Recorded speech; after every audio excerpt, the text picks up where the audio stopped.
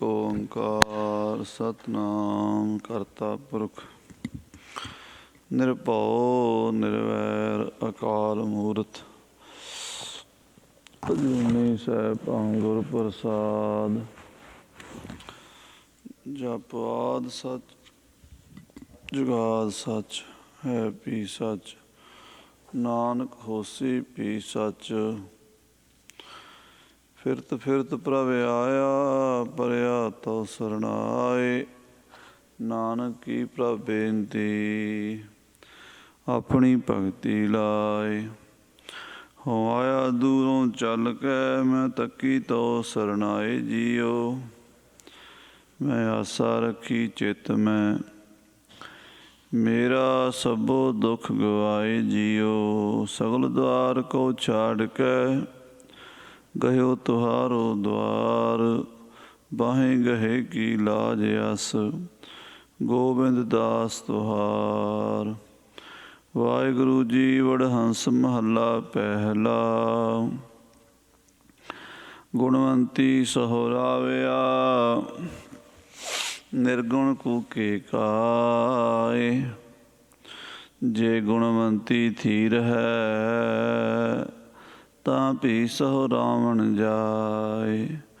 ਗੁਣਵੰਤੀ ਸਹੁਰਾਵਿਆ ਨਿਰਗੁਣ ਕੂਕੇ ਕਾਏ।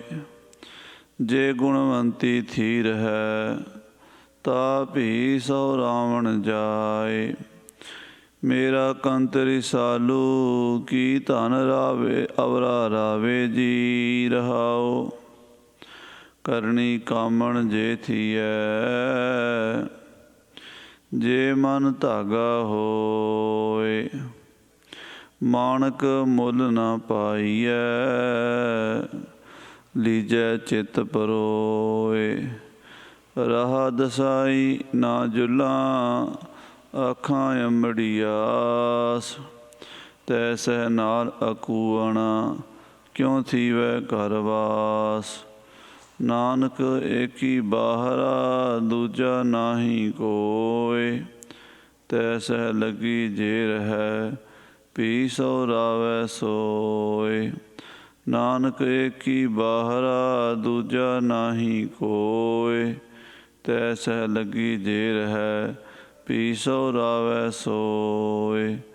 ਵਾਹਿਗੁਰੂ ਜੀ ਕਾ ਖਾਲਸਾ ਵਾਹਿਗੁਰੂ ਜੀ ਕੀ ਫਤਿਹ।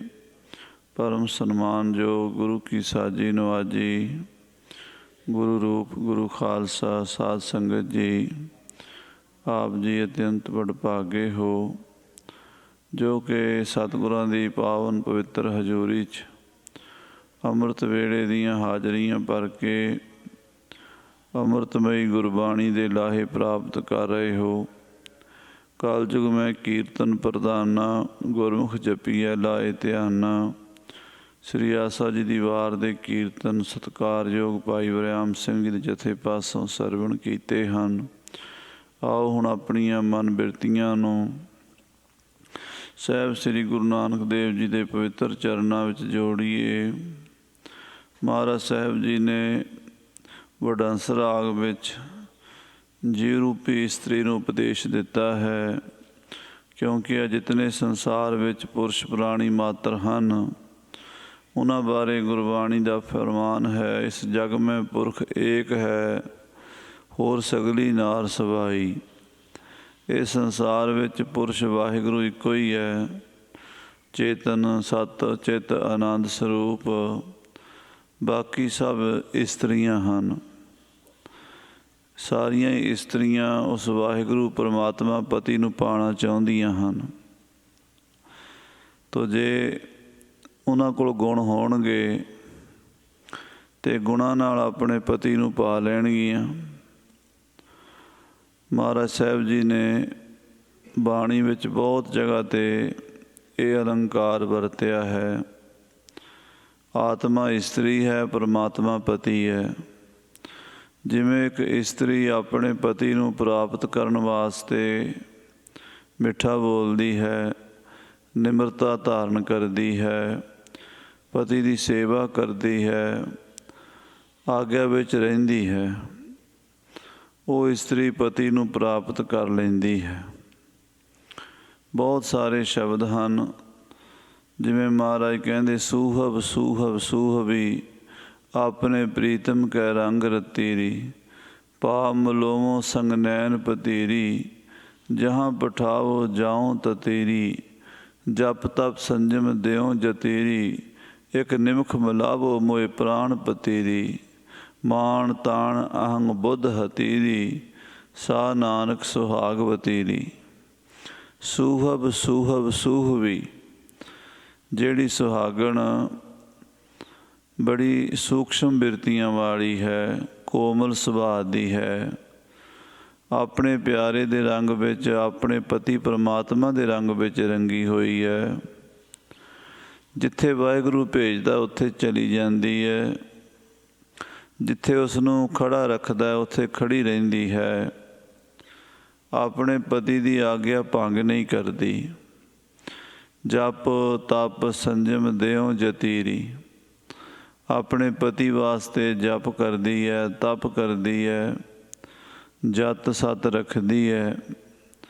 ਮਾਣ ਤਾਣ ਅਹੰਗ ਬੁੱਧ ਹਤੀਰੀ, ਆਪਣਾ ਮਾਣ ਆਪਣਾ ਤਾਣ ਛੱਡ ਕੇ, ਅਹੰਗ ਬੁੱਧੀ ਨੂੰ, ਹੰਕਾਰ ਨੂੰ ਤਿਆਗ ਕੇ, ਨਿਵਾਣੀ ਬਣ ਕੇ ਆਪਣੇ ਪਤੀ ਦੀ ਸੇਵਾ ਕਰਦੀ ਹੈ। ਮਾਣ ਤਾਣ ਅਹੰਗ ਬੁੱਧ ਹਤੀਰੀ, ਸਾ ਨਾਨਕ ਸੁਹਾਗ ਵਤੀਰੀ।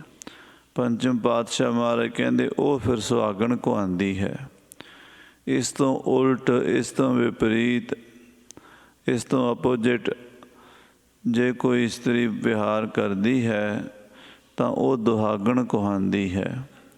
ਸੁਹਾਗਣ ਔਰ ਦੁਹਾਗਣ ਵਿੱਚ ਇਹੀ ਫਰਕ ਮਹਾਰਾਜ ਬਾਣੀ 'ਚ ਦਰਸਾਉਂਦੇ ਹਨ।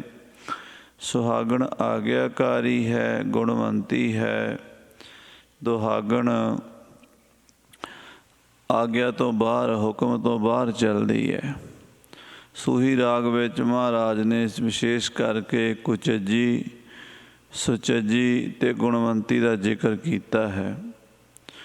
ਕੁਚੱਜੀ ਕੌਣ ਹੈ? ਜਿਸ ਨੂੰ ਚੱਜ ਨਹੀਂ ਆਉਂਦਾ, ਨਾ ਬਹਿਣ ਦਾ ਪਤਾ, ਨਾ ਖਲੋਣ ਦਾ, ਨਾ ਖਾਣ ਪਕਾਉਣ ਦਾ, ਨਾ ਪਹਿਨਣ ਦਾ, ਨਾ ਘਰ ਦੀ ਸਫਾਈ ਕਰਨੀ ਆਉਂਦੀ ਹੈ, ਨਾ ਬੱਚਿਆਂ ਨੂੰ ਕੁਝ ਸਿਖਾ ਸਕਦੀ ਹੈ, ਨਾ ਆਏ ਗਏ ਦਾ ਸਤਿਕਾਰ ਕਰਦੀ ਹੈ, ਨਾ ਰੋਟੀ ਪਕਾ ਸਕੇ, ਨਾ ਘਰ ਦੀ ਸਫਾਈ ਕਰ ਸਕੇ, ਨਾ ਉਹ ਕਿਸੇ ਨੂੰ ਮਿੱਠਾ ਬੋਲ ਸਕੇ, ਤਾਂ ਉਹਨੂੰ ਕੁਚੱਜੀ ਕਹਿੰਦੇ ਹਨ।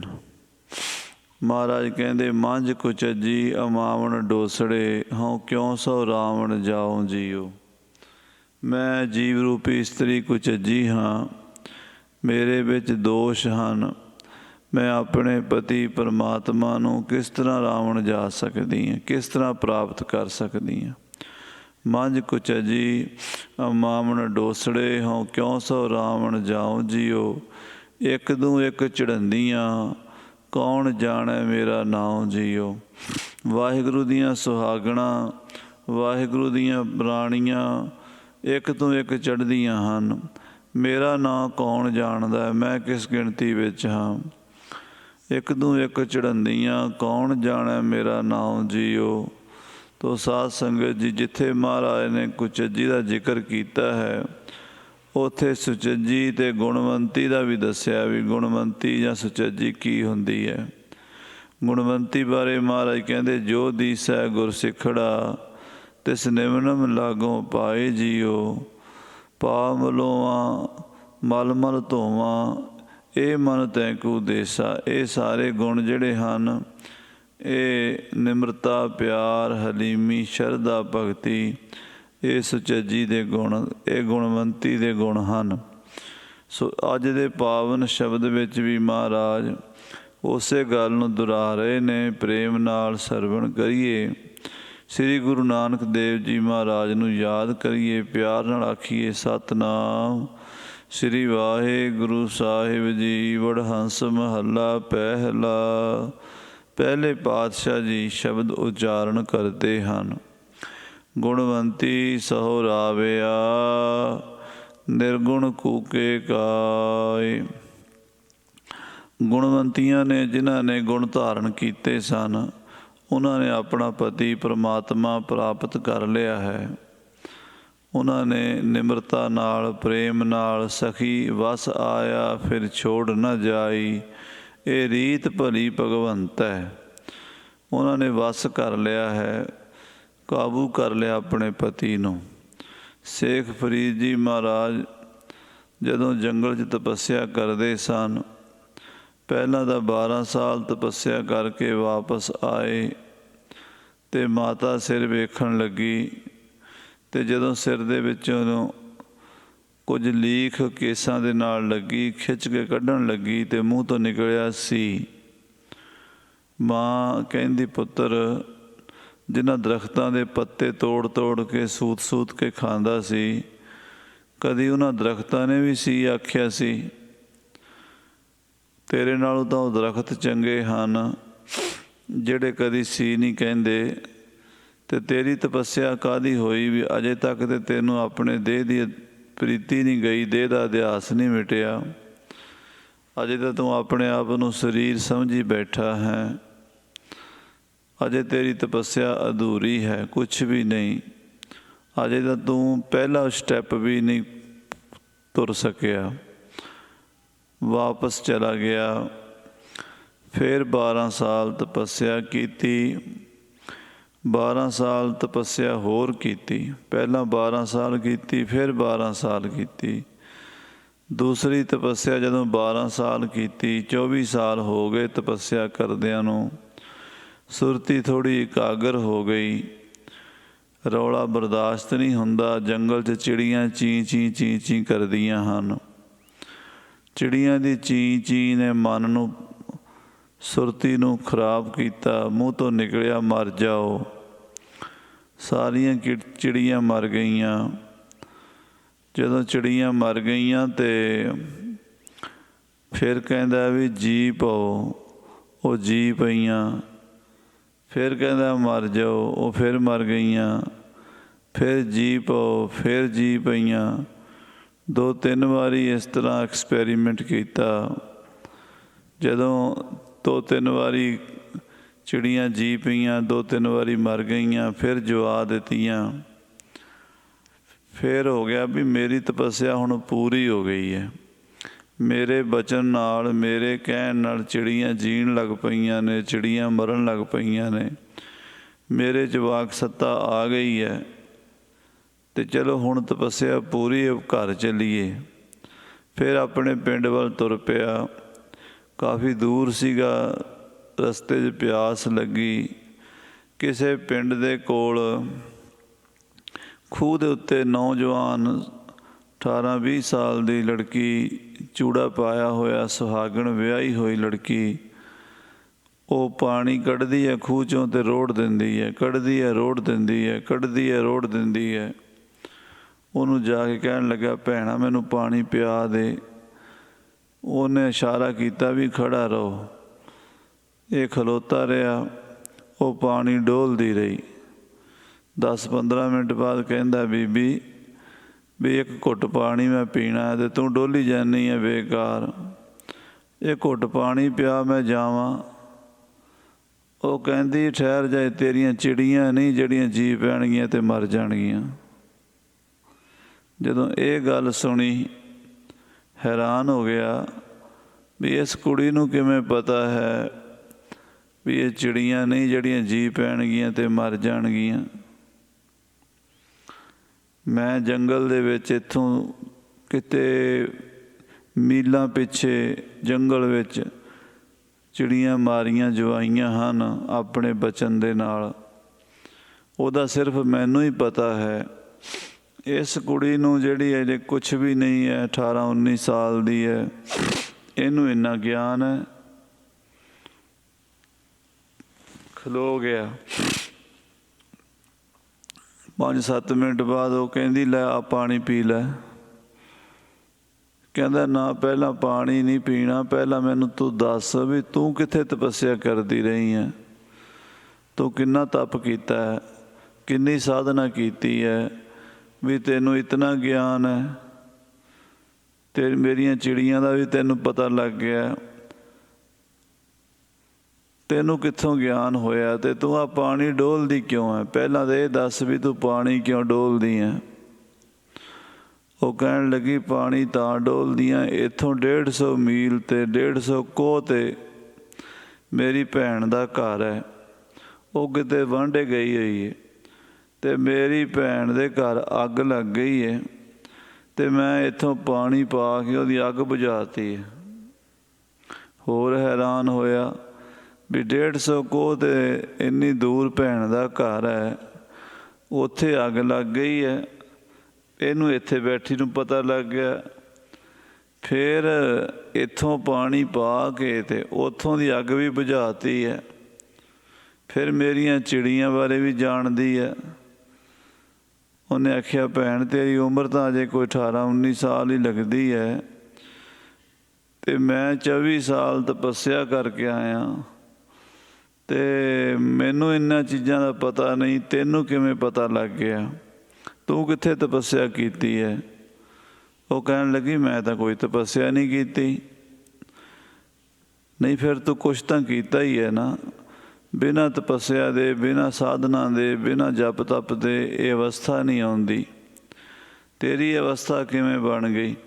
ਉਹ ਕਹਿੰਦੀ ਜਿਸ ਦਿਨ ਮੇਰਾ ਵਿਆਹ ਹੋਇਆ ਸੀ ਨਾ, ਮੈਂ ਪਤੀ ਜੀ ਦੇ ਕੋਲ ਪਈ ਸੀ ਅਤੇ ਉਹਨਾਂ ਨੇ ਪਾਸਾ ਪਲਟਿਆ ਅਤੇ ਉਹਨਾਂ ਨੇ ਪਾਣੀ ਮੰਗਿਆ।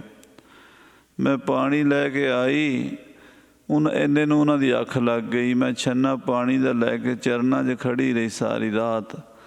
ਜਦੋਂ ਉਹਨਾਂ ਦੀ ਫਿਰ ਅੱਖ ਖੁੱਲ੍ਹੀ ਅਤੇ ਉਹ ਕਹਿੰਦੇ ਤੂੰ ਕਿਵੇਂ ਖੜ੍ਹੀ ਆ? ਮੈਂ ਕਿਹਾ ਜੀ ਮੈਂ ਪਾਣੀ ਲੈ ਕੇ ਤੁਹਾਨੂੰ ਪਾਣੀ ਮੰਗਿਆ ਸੀ, ਤੁਹਾਡੇ ਲਈ ਪਾਣੀ ਲੈ ਕੇ ਖੜ੍ਹੀ ਹਾਂ। ਇਸੇ ਗੱਲ ਦੀ ਸਾਧਨਾ ਨੇ, ਪਤੀ ਦੀ ਆਗਿਆ ਨੇ ਮੈਨੂੰ ਇਸ ਅਵਸਥਾ 'ਚ ਪਹੁੰਚਾ ਦਿੱਤਾ। ਮੈਂ ਕੋਈ ਜਪ ਤਪ, ਕੋਈ ਭਗਤੀ ਨਹੀਂ ਕੀਤੀ। ਮੇਰੀ ਇਹੀ ਭਗਤੀ ਹੈ, ਮੈਂ ਆਪਣੇ ਪਤੀ ਦੀ ਭਗਤੀ ਕੀਤੀ ਹੈ। ਇੱਕ ਔਰਤ, ਇੱਕ ਇਸਤਰੀ ਜੇ ਆਪਣੇ ਪਤੀ ਦੀ ਭਗਤੀ ਕਰਕੇ ਇਸ ਅਵਸਥਾ 'ਚ ਪਹੁੰਚ ਸਕਦੀ ਹੈ ਤਾਂ ਪਰਮਾਤਮਾ ਦੀ ਭਗਤੀ ਕਰਨ ਵਾਲੇ ਕਿੱਥੇ ਪਹੁੰਚਣਗੇ, ਇਹ ਬਿਆਨ ਨਹੀਂ ਕੀਤਾ ਜਾ ਸਕਦਾ। ਪਰ ਸ਼ਰਤ ਇਹੀ ਹੈ, ਗੁਣਵੰਤੀ ਸੋ ਰਾਵਿਆ। ਗੁਣਵੰਤੀਆਂ ਨੇ ਆਪਣੇ ਪਤੀ ਨੂੰ ਪ੍ਰਾਪਤ ਕੀਤਾ ਹੈ, ਵਾਹਿਗੁਰੂ ਨੂੰ, ਪਰਮੇਸ਼ਰ ਨੂੰ ਪਾ ਲਿਆ ਹੈ। ਨਿਰਗੁਣ ਕੂਕੇ ਕਾਏ, ਜਿਨ੍ਹਾਂ 'ਚ ਗੁਣ ਕੋਈ ਨਹੀਂ ਉਹ ਕੂਕੀਆਂ ਜਾਂਦੀ, ਚੀਕਾਂ ਮਾਰੀ ਜਾਂਦੀਆਂ, ਜੀਵ ਰੂਪੀ ਇਸਤਰੀਆਂ ਰੋਈ ਜਾਂਦੀਆਂ, ਹਾਏ ਹਾਏ ਕਰਦੀਆਂ ਨੇ। ਸ਼ਾਂਤੀ ਕੋਈ ਨਹੀਂ, ਟਿਕਾ ਕੋਈ ਨਹੀਂ। ਜੀਵ ਆਤਮਾਵਾਂ ਜਿਹੜੀਆਂ ਵਾਹਿਗੁਰੂ ਪਰਮਾਤਮਾ ਨੂੰ ਪ੍ਰਾਪਤ ਕਰ ਗਈਆਂ ਉਹ ਤਾਂ ਨਿਹਾਲ ਹੋ ਗਈਆਂ। ਉਹਨਾਂ ਨੇ ਤਾਂ ਆਪਣੇ ਗੁਣਾਂ ਨਾਲ ਵਾਹਿਗੁਰੂ ਨੂੰ ਵਸ ਕਰ ਲਿਆ। ਪਰ ਜਿਹੜੀਆਂ ਨਿਰਗੁਣ ਹਨ, ਜਿਨ੍ਹਾਂ ਕੋਲ ਗੁਣ ਕੋਈ ਨਹੀਂ, ਨਾ ਜਪ, ਨਾ ਤਪ, ਨਾ ਧਰਮ, ਨਾ ਕਰਮ, ਨਾ ਪੂਜਾ, ਨਾ ਪਾਠ, ਨਾ ਕੋਈ ਦਇਆ, ਨਾ ਧਰਮ, ਸੱਚ ਸੁੱਚ, ਨੇਕੀ, ਪਰਉਪਕਾਰ, ਤਿਆਗ, ਬੈਰਾਗ, ਕੁਛ ਵੀ ਨਹੀਂ ਹੈ। ਕਿਉਂ ਕੂਕੀ ਜਾਂਦੀਆਂ? ਜਿੰਨਾ ਮਰਜ਼ੀ ਕੂਕੀ ਜਾਣ, ਪਰਮਾਤਮਾ ਦੀ ਪ੍ਰਾਪਤੀ ਨਹੀਂ ਹੋ ਸਕਦੀ। ਜੇ ਗੁਣਵੰਤੀ ਥੀ ਰਹਿ ਤਾ ਭੀ ਸੋ ਰਾਵਣ ਜਾਏ। ਕਹਿੰਦੇ ਅਜੇ ਵੀ ਡੁੱਲੇ ਬੇਰਾਂ ਦਾ ਕੁਛ ਨਹੀਂ ਵਿਗੜਿਆ। ਜੇ ਅਜੇ ਵੀ ਗੁਣਵੰਤੀਆਂ ਬਣ ਜਾਣ, ਅਜੇ ਵੀ ਗੁਣਾਂ ਨੂੰ ਧਾਰਨ ਕਰ ਲੈਣ, ਔਗੁਣਾਂ ਦਾ ਤਿਆਗ ਕਰ ਦੇਣ ਅਤੇ ਗੁਣਾਂ ਨੂੰ ਗ੍ਰਹਿਣ ਕਰ ਲੈਣ, ਤਾਂ ਹੁਣ ਵੀ ਆਪਣੇ ਸਹੁ ਨੂੰ, ਆਪਣੇ ਪਤੀ ਪਰਮਾਤਮਾ ਨੂੰ ਰਾਵਣ ਜਾ ਸਕਦੀਆਂ ਨੇ। ਰਾਵਣ ਦਾ ਅਰਥ ਹੁੰਦਾ ਹੈ ਪਤੀ ਨੂੰ ਪ੍ਰਾਪਤ ਕਰਨਾ, ਉਹਦੇ ਨਾਲ ਲਾਵਾਂ ਲੈਣੀਆਂ, ਵਿਆਹ ਕਰਾਉਣਾ, ਉਹਦੀ ਸੁਹਾਗਣ ਬਣ ਜਾਣਾ, ਲੜ ਲੱਗ ਜਾਣਾ। ਜੇ ਇਹ ਆਤਮਾ ਅਜੇ ਵੀ ਪਰਮਾਤਮਾ ਦੇ ਗੁਣ ਧਾਰਨ ਕਰ ਲਵੇ, ਦੈਵੀ ਗੁਣ ਧਾਰਨ ਕਰ ਲਵੇ, ਤਾਂ ਪਤੀ ਪਰਮਾਤਮਾ ਦੀ ਸੁਹਾਗਣ ਬਣ ਸਕਦੀ ਹੈ। ਅਜੇ ਕੁਛ ਨਹੀਂ ਵਿਗੜਿਆ, ਅਜੇ ਮੌਕਾ ਹੈ। ਅਜੇ ਆਪਾਂ ਸੰਭਲ ਜਾਈਏ। ਮਹਾਰਾਜ ਕਹਿੰਦੇ ਚੇਤਨਾ ਹੈ ਤਾਂ ਚੇਤ ਲੈ, ਨਿਸ ਦਿਨ ਮੈਂ ਪ੍ਰਾਨੀ। ਜੇ ਤੂੰ ਵਾਹਿਗੁਰੂ ਨੂੰ ਚੇਤੇ ਕਰਨਾ ਹੈ ਤਾਂ ਚੇਤੇ ਕਰ ਲੈ, ਛੇਤੀ ਕਰ ਲੈ। ਅੱਜ ਹੀ, ਹੁਣੇ ਹੀ, ਇਸੇ ਵੇਲੇ ਲੱਗ ਜਾ ਵਾਹਿਗੁਰੂ ਵਾਹਿਗੁਰੂ ਜਪਣ। ਚੇਤਨਾ ਹੈ ਤਾਂ ਚੇਤ ਲੈ, ਨਿਸ ਦਿਨ ਮੈਂ ਪ੍ਰਾਨੀ। ਛਿਨ ਛਿਨ ਓਧ ਬਿਹਾਤ ਹੈ, ਫੂਟੇ ਘਟ ਜਿਉ ਪਾਣੀ। ਟੁੱਟੇ ਘੜੇ 'ਚੋਂ ਪਾਣੀ ਵਗਦਾ ਰਹਿੰਦਾ, ਇਸੇ ਤਰ੍ਹਾਂ ਬੰਦੇ ਤੇਰੀ ਉਮਰ ਬੀਤਦੀ ਰਹਿੰਦੀ ਹੈ। ਤੋ ਜੇ ਹੁਣ ਵੀ ਗੁਣਾਂ ਨੂੰ ਧਾਰਨ ਕਰ ਲਵੇਂ, ਜੇ ਗੁਣਵੰਤੀ ਥੀ ਰਹਿ ਤਾਂ ਭੀ ਸੋ ਰਾਵਣ ਜਾਏ, ਤਾਂ ਹੁਣ ਵੀ ਵਾਹਿਗੁਰੂ ਪਰਮਾਤਮਾ ਨੂੰ ਪ੍ਰਾਪਤ ਕਰਨ ਜਾ ਸਕਦੀ ਹੈ। ਮੇਰਾ ਕੰਤ ਰੀਸਾਲੂ ਕੀ ਧਨ ਅਵਰਾ ਰਾਵੇ ਜੀ। ਮਹਾਰਾਜ ਕਹਿੰਦੇ ਮੇਰਾ ਕੰਤ ਜੀਵ ਰੂਪੀ ਆਤਮਾ ਦਾ ਪਤੀ ਪਰਮਾਤਮਾ ਬੜਾ ਹੀ ਸੋਹਣਾ ਹੈ, ਰਸਾਂ ਦਾ ਘਰ ਹੈ, ਰਿਸਾਲੂ ਹੈ। ਉਹਦੇ ਅੰਦਰ ਗੁਣ ਹੀ ਗੁਣ ਹਨ, ਸੁੰਦਰ ਵੀ ਹੈ, ਗੁਣੀ ਵੀ ਹੈ, ਮਿੱਠ ਬੋਲੜਾ ਜੀ ਹਰ ਸੱਜਣ ਸੁਆਮੀ ਮੋਰਾ, ਮਿੱਠਾ ਬੋਲਦਾ ਹੈ। ਹਉ ਸੰਮਲ ਥਕੀ ਜੀ, ਉਹ ਕਦੇ ਨਾ ਬੋਲੇ ਕੌੜਾ, ਕੌੜਾ ਬੋਲ ਨਾ ਜਾਣੈ ਪੂਰਨ ਭਗਵਾਨੈ, ਔਗਣ ਕੋ ਨਾ ਚਿਤਾਰੇ। ਉਹਦੇ 'ਚ ਸਾਰੇ ਗੁਣ ਹੀ ਗੁਣ ਹਨ। ਉਸ ਨੂੰ ਛੱਡ ਕੇ, ਆਪਣੇ ਪਤੀ ਪਰਮਾਤਮਾ ਨੂੰ ਛੱਡ ਕੇ ਕੀ ਧਨ ਅਵਰਾ ਰਾਵੇ ਜੀ। ਇਹ ਜੀਵ ਉਸ ਇਸਤਰੀ ਹੋਰ ਕਿਸ ਪਤੀ ਨੂੰ ਆਪਣਾ ਪਤੀ ਬਣਾਵੇ। ਪਰਮਾਤਮਾ ਨੂੰ ਛੱਡ ਕੇ, ਵਾਹਿਗੁਰੂ ਨੂੰ ਛੱਡ ਕੇ ਹੋਰ ਕਿਸ ਦੇ ਲੜ ਲੱਗੇ। ਰਹਾਓ ਵਿਸਰਾਮ ਦੇ ਕੇ ਮਹਾਰਾਜ ਜੀ ਕਥਨ ਕਰਦੇ ਨੇ, ਕਰਨੀ ਕਾਮਣ ਜੇ ਥੀਐ ਜੇ ਮਨ ਧਾਗਾ ਹੋਏ। ਮਹਾਰਾਜ ਕਹਿੰਦੇ ਜੇ ਸ਼ੁਭ ਕਰਨੀ ਦਾ ਟੂਣਾ ਕੀਤਾ ਜਾਵੇ, ਕਾਮਣ ਦੇ ਅਰਥ ਹੁੰਦੇ ਨੇ ਟੂਣਾ ਕਰਨਾ, ਧਾਗਾ ਤਵੀਤ ਕਰਨਾ। ਪੁਰਾਣੇ ਜ਼ਮਾਨੇ ਵਿੱਚ ਇਸਤਰੀਆਂ ਆਪਣੇ ਪਤੀ ਨੂੰ ਕਾਬੂ ਕਰਨ ਵਾਸਤੇ ਜਾਦੂ ਟੂਣੇ ਕਰਦੀਆਂ ਸਨ। ਅੱਜ ਤੱਕ ਰਿਵਾਜ਼ ਚੱਲਿਆ ਹੁੰਦਾ ਹੈ। ਸਾਡੀਆਂ ਵੀ ਕਈ ਭੈਣਾਂ ਪੰਜਾਬ 'ਚੋਂ ਹਜ਼ਾਰਾਂ ਰੁਪਈਆ ਬਾਬਿਆਂ ਕੋਲ ਭੇਜਦੀਆਂ, ਬੰਗਾਲੀਆਂ ਕੋਲ ਜਾਦੂ ਟੂਣੇ ਕਰਨ ਲਈ। ਆ ਸਾਡੇ ਗੁਰਦੁਆਰਿਆਂ ਵਿੱਚ ਅਖਬਾਰਾਂ ਪਈਆਂ ਹੁੰਦੀਆਂ ਨੇ, ਅਖਬਾਰਾਂ ਵਿੱਚ ਮਸ਼ਹੂਰੀਆਂ ਹੁੰਦੀਆਂ ਨੇ, ਮਲੇਰਕੋਟਲੇ ਵਾਲੇ ਬਾਬੇ ਕੋਲੋਂ ਤੁਸੀਂ ਆਹ ਕਰਾਓ, ਫਲਾਣੇ ਬਾਬੇ ਕੋਲੋਂ ਆਹ ਕਰਾਓ, ਬੰਗਾਲੀ ਬਾਬੇ ਕੋਲੋਂ ਆਹ ਕਰਾਓ, ਅਤੇ ਪੈਸਾ ਦੇ ਕੇ ਜਾਦੂ ਟੂਣੇ ਕਰਾਣੇ। ਕਾਮਣ ਟੂਣਾ ਇਸਤਰੀ ਕਰਦੀ ਹੈ। ਕਹਿੰਦੇ ਜੇ ਸ਼ੁਭ ਕਰਨੀ ਦਾ ਟੂਣਾ ਕਰ ਲਵੇ, ਸ਼ੁਭ ਕਰਨੀ ਕਰ ਲਵੇ ਇਸਤਰੀ, ਕਾਮਣੀ ਸ਼ੁਭ ਗੁਣਾਂ ਨੂੰ ਧਾਰਨ ਕਰ ਲਵੇ, ਅਤੇ ਕਿੱਥੇ ਪਰੋਵੇ ਉਹਨਾਂ ਨੂੰ। ਜੇ ਮਨ ਧਾਗਾ ਹੋਏ, ਜੇ ਮਨ ਨੂੰ ਧਾਗਾ ਬਣਾ ਲਵੇ। ਕਿਉਂਕਿ ਕੋਈ ਵੀ ਹਾਰ ਪਰੋਣਾ ਹੈ, ਕੋਈ ਵੀ ਫੁੱਲਾਂ ਦੀ ਮਾਲਾ ਪਰੋਣੀ ਹੈ ਤਾਂ ਧਾਗਾ ਚਾਹੀਦਾ। ਇੱਥੇ ਮਨ ਨੂੰ ਧਾਗਾ ਬਣਾ ਲਵੇ। ਮਾਣਕ ਮੁੱਲ ਨਾ ਪਾਈਐ, ਇਹ ਜਿਹੜੇ ਮਾਣਕ ਹਨ ਇਤਨੇ ਦੁਰਲਭ ਹਨ ਕਿ ਕਿਸੇ ਮੁੱਲ ਨਾਲ ਪ੍ਰਾਪਤ ਨਹੀਂ ਹੁੰਦੇ। ਇਹ ਹੀਰਾ ਜਿਹੜਾ ਹੈ, ਇਹ ਮਾਣਕ ਜਿਹੜਾ ਹੈ, ਇਹ ਕਿਸੇ ਕੀਮਤ 'ਤੇ, ਕਿਸੇ ਮੁੱਲ 'ਤੇ ਨਹੀਂ ਮਿਲਦਾ। ਇਹ ਵਾਹਿਗੁਰੂ ਦੀ ਬਖਸ਼ਿਸ਼ ਹੈ। ਸ਼ੁਭ ਕਰਨੀ ਕਰਕੇ ਜੇ ਪ੍ਰਾਪਤ ਹੋ ਜਾਵੇ, ਲੀਜੈ ਚਿੱਤ ਪਰੋਏ, ਇਸ ਨੂੰ ਆਪਣੇ ਚਿੱਤ ਵਿੱਚ ਪਰੋਣਾ ਹੈ, ਸੁਰਤੀ ਵਿੱਚ ਪਰੋਣਾ ਹੈ। ਮਨ ਰੂਪੀ ਧਾਗੇ ਨਾਲ ਇਸ ਮਾਣਕ ਨੂੰ ਆਪਣੇ ਚਿੱਤ ਦੇ ਵਿੱਚ ਪਰੋ ਲੈਣਾ ਹੈ। ਭਾਵੇਂ ਬਾਹਰਲਾ ਗਹਿਣਾ ਨਹੀਂ ਹੈ, ਅੰਦਰੂਨੀ ਹੈ। ਰਾਹੁ ਦਸਾਈ ਨਾ ਜੁੱਲਾਂ ਆਖਾਂ ਅੰਬੜੀ ਆਸ। ਮੈਂ ਰਾਹ ਪੁੱਛਦੀ ਹਾਂ, ਪੁੱਛਤ ਪਥਿਕ ਤੇ ਮਾਰਗ ਨ ਧਾਰੈ ਪਗ। ਪ੍ਰੀਤਮ ਕੇ ਦੇਸ ਕੈਸੇ ਬਾਤਨ ਸੇ ਜਾਈਐ।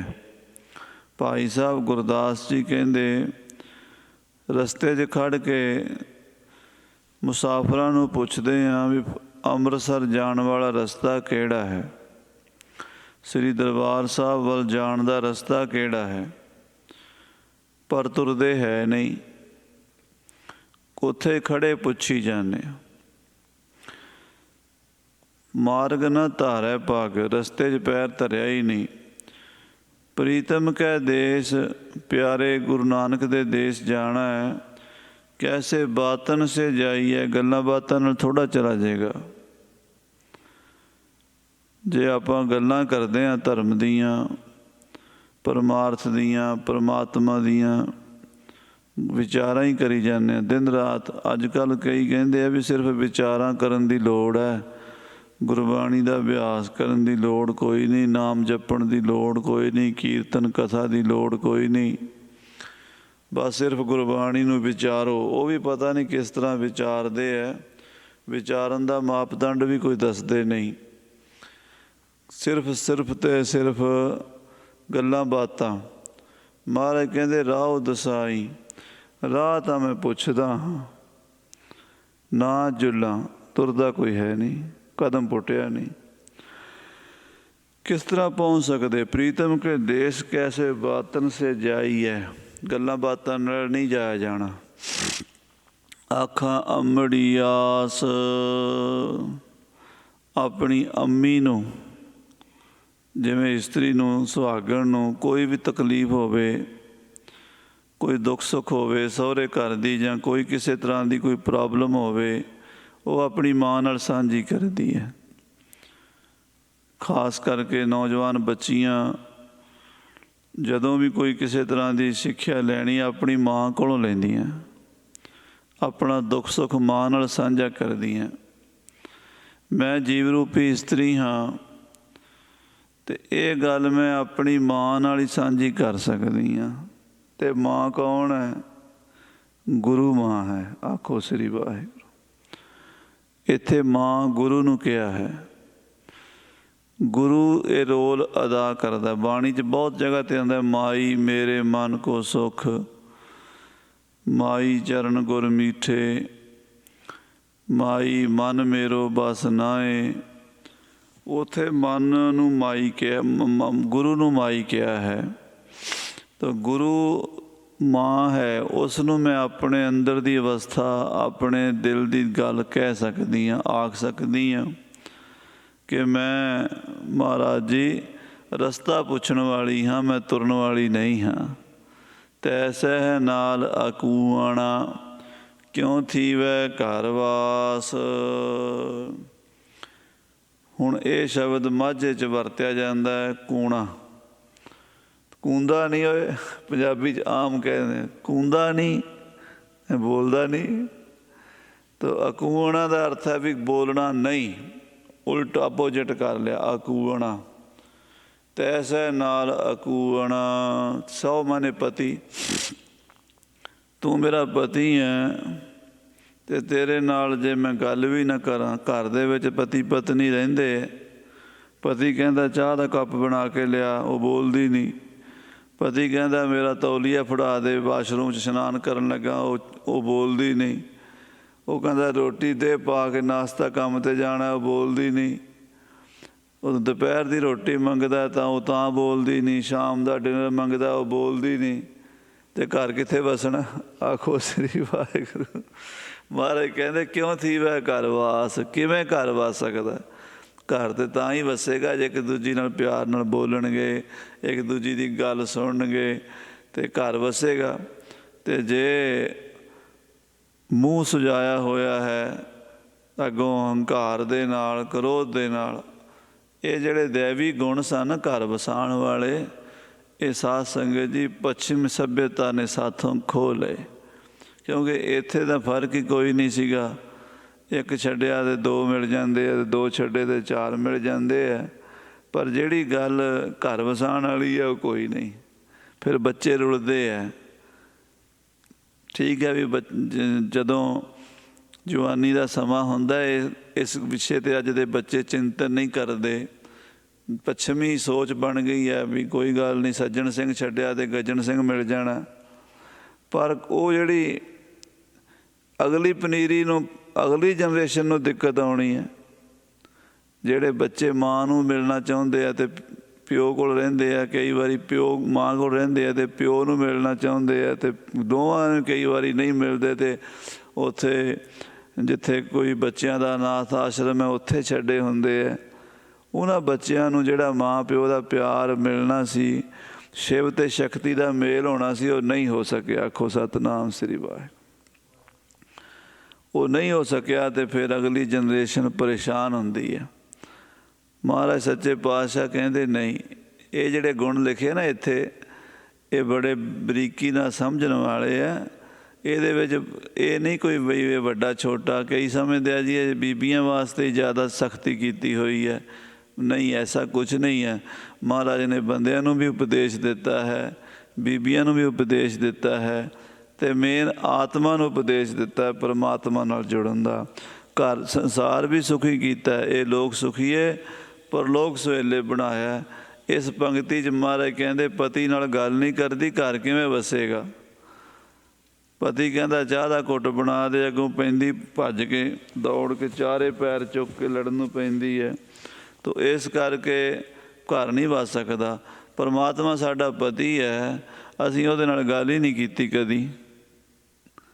ਕਦੀ ਇਕੱਲੇ ਬਹਿ ਕੇ ਪਤੀ ਪਤਨੀ ਗੱਲ ਕਰਦੇ, ਬਾਜ਼ਾਰ 'ਚ ਤਾਂ ਨਹੀਂ ਕਰਦੇ, ਇੱਥੇ ਤਾਂ ਕਰ ਲੈਂਦੇ ਆ, ਪਰ ਕਲਚਰ ਜਿਹੜਾ ਅਸੀਂ ਸਾਡਾ ਇਕੱਲੇ ਬਹਿ ਕੇ ਗੱਲਬਾਤ ਕਰਦੇ, ਬਹਿ ਕੇ ਘਰ ਦੇ ਵਿੱਚ, ਸ਼ਰੇਆਮ ਬਾਜ਼ਾਰ 'ਚ ਨਹੀਂ, ਉਹ ਮਰਿਆਦਾ ਨਹੀਂ ਹੈ।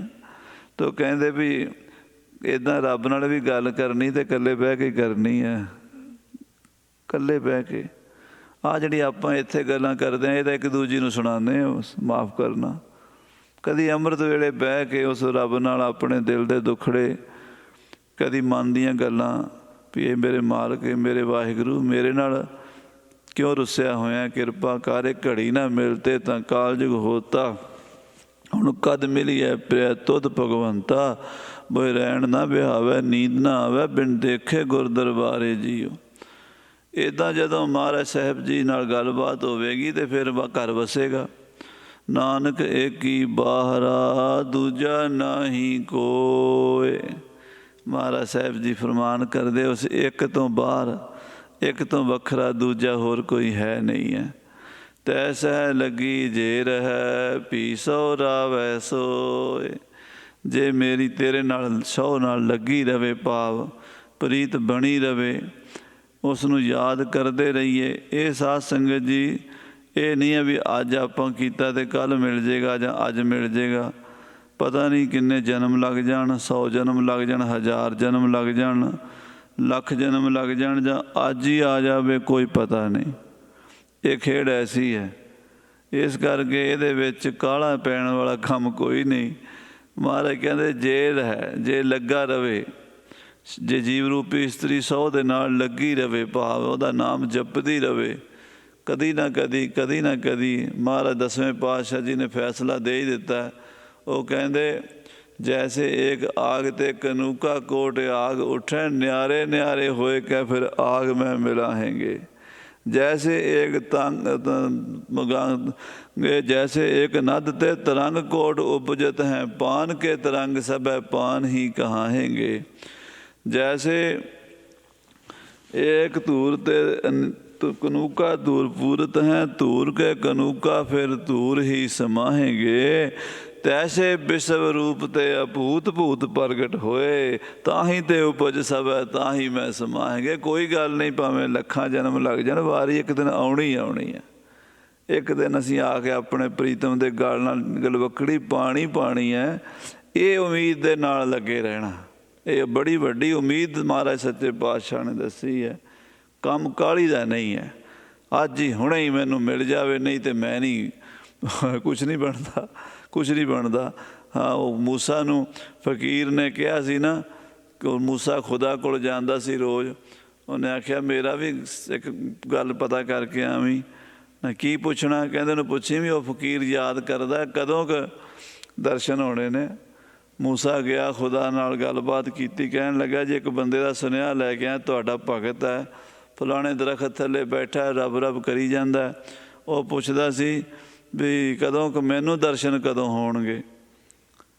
खुदा ने कहा उन्होंने आखी भी अजे बड़ी दूर है, जिन्ने दरखत के पत्ते ने उन्ने जन्म लैने हैं, जिन्ने दरखत के पत्ते है ना जे उन्ने जन्म लैने हैं, फिर मेल होना। मूसा सोचन लगा भी ये तो बड़ी माड़ी खबर है वो वास्ते, जे उन्होंने मैं दस दिता वो तो बेचारा हार्ट अटैक नाल ही मर जाएगा। वो कोलों दी लंघन लगा, उन्हें आख्या महाराज पैगंबर साहब मेरा मैसेज मैं दस के जाओ। ਉਹ ਕਹਿੰਦਾ ਛੱਡ ਪਰੇ। ਕਹਿੰਦਾ ਨਹੀਂ ਦੱਸੋ, ਤੁਸੀਂ ਪੁੱਛ ਕੇ ਆਏ ਹੋਣੇ ਹੋ। ਕਹਿੰਦੇ ਹਾਂ ਪੁੱਛ ਕੇ ਤੇ ਆਇਆ, ਪਰ ਉਹ ਕਹਿੰਦਾ ਸੀ, ਖੁਦਾ ਕਹਿੰਦਾ ਸੀ ਵੀ ਜਿੰਨੇ ਦਰਖਤ ਦੇ ਪੱਤੇ ਇੰਨੇ ਜਨਮ ਲੈਣੇ ਪੈਣੇ ਆ, ਫਿਰ ਗੱਲ ਬਣਨੀ ਹੈ। ਅਤੇ ਉਹ ਫਕੀਰ ਨੱਚਣ ਲੱਗ ਪਿਆ, ਖੁਸ਼ੀ ਵਿੱਚ ਭੰਗੜਾ ਪਾਉਣ ਲੱਗ ਪਿਆ। ਉਹ ਕਹਿੰਦਾ ਤੂੰ ਨੱਚਦਾ ਖੁਸ਼ ਹੁੰਦਾ, ਮੈਂ ਤਾਂ ਸੋਚਿਆ ਤੂੰ ਮਰ ਜਾਏਗਾ। ਇਹ ਸੁਣ ਕੇ ਹੀ ਤੂੰ ਬੜਾ ਖੁਸ਼ ਹੋ ਰਿਹਾ, ਇੰਨੇ ਜਨਮ ਤੈਨੂੰ ਜੇ ਲੈਣੇ ਪੈਣੇ ਆ ਅਤੇ ਬੜੀ ਦੂਰ ਆ, ਅਤੇ ਤੂੰ ਹੁਣੇ ਖੁਸ਼ ਹੋਣ ਲੱਗ ਪਿਆ। ਉਹ ਕਹਿੰਦਾ ਮੈਨੂੰ ਇੰਨੀ ਗੱਲ ਦੀ ਖੁਸ਼ੀ ਹੈ ਵੀ ਖੁਦਾ ਨੇ ਕਹਿ ਦਿੱਤਾ ਮਿਲਾਂਗਾ, ਮਿਲੇਗਾ ਨਾ ਭਾਵੇਂ ਜਿੰਨਾ ਮਰਜ਼ੀ ਦੇਰ, ਕਦੀ ਨਾ ਵਾਰੀ ਕਦ ਨਾਨਕ ਆਵੇ ਵਾਰੀ, ਕਦੀ ਤਾਂ ਵਾਰੀ ਆਵੇਗੀ। ਸਭ ਸੁਹਾਗਣ ਮਾਣੇ ਰਲੀਆਂ, ਇੱਕ ਦੇਵੋ ਰਾਤ ਮੁਰਾਰੀ। ਕਦੀ ਤਾਂ ਵਾਰੀ ਆਵੇਗੀ, ਜਦੋਂ ਵਾਰੀ ਆਵੇਗੀ ਉਦੋਂ ਮਿਲਾਂਗੇ। ਮਹਾਰਾਜ ਦਸਵੇਂ ਪਾਤਸ਼ਾਹ ਕਹਿੰਦੇ ਤੈਸੇ ਬਿਸਵ ਰੂਪ ਤੇ ਅਭੂਤ ਭੂਤ ਪ੍ਰਗਟ ਹੋਏ, ਤਾਂ ਹੀ ਤੇ ਉਪਜ ਸਭ ਹੈ, ਤਾਂ ਹੀ ਮੈਂ ਸਮਾਏਂਗੇ, ਤੈ ਸਹਿ ਲੱਗੀ ਜੇਰ ਹੈ। ਕਹਿੰਦੇ ਜੇ 100 ਨਾਲ ਲੱਗੀ ਰਵੇਂਗੀ, ਭੀ 100 ਰਾਵੈ ਸੋਏ। ਕਦੀ ਨਾ ਕਦੀ ਭੀ ਮੈਨੇ ਕਦੀ ਤਾਂ ਵਾਰੀ ਆਵੇਗੀ, ਫਿਰ ਤਾਂ ਜ਼ਰੂਰ ਉਹਨੇ ਕਿਰਪਾ ਕਰਨੀ ਹੈ। ਆਪਾਂ ਉਹਦੀ ਉਮੀਦ 'ਚ ਬੈਠੇ ਰਹੀਏ। ਭਾਈ ਗੁਰਦਾਸ ਜੀ ਨੇ ਵੀ ਐਸੇ ਕਵਿਤ ਇਸ ਭਾਵ ਦੇ ਲਿਖੇ ਨੇ। ਭੁੱਲਾਂ ਚੁੱਕਾਂ ਦੀ ਖਿਮਾ ਫਤਿਹ ਬੁਲਾਓ। ਵਾਹਿਗੁਰੂ ਜੀ ਕਾ ਖਾਲਸਾ, ਵਾਹਿਗੁਰੂ ਜੀ ਕੀ ਫਤਿਹ। ਰਾਮ ਕਲੀ ਮਹੱਲਾ ਤੀਜਾ। ਆਨੰਦ ਏਕ ਓਂਕਾਰ ਸਤਿਗੁਰ ਪ੍ਰਸਾਦ। ਆਨੰਦ ਪਿਆ ਮੇਰੀ ਮਾਏ, ਸਤਿਗੁਰੂ ਮੈਂ ਪਾਇਆ, ਸਤਿਗੁਰ ਤਾਂ ਪਾਇਆ ਸਹਿ ਸੇਤੀ। ਮਨ ਵੱਜੀਆਂ ਵਧਾਈਆਂ, ਰਾਗ ਰਤਨ ਪਰਵਾਰ ਭਰੀਆਂ, ਸ਼ਬਦ ਗਾਵਣ ਆਈਆਂ। ਸ਼ਬਦੋ ਤਾਂ ਗਾਵੋ ਹਰੀ ਕੇਰਾ, ਮਨ ਜਿਨੀ ਵਸਾਇਆ, ਕਹਿ ਨਾਨਕ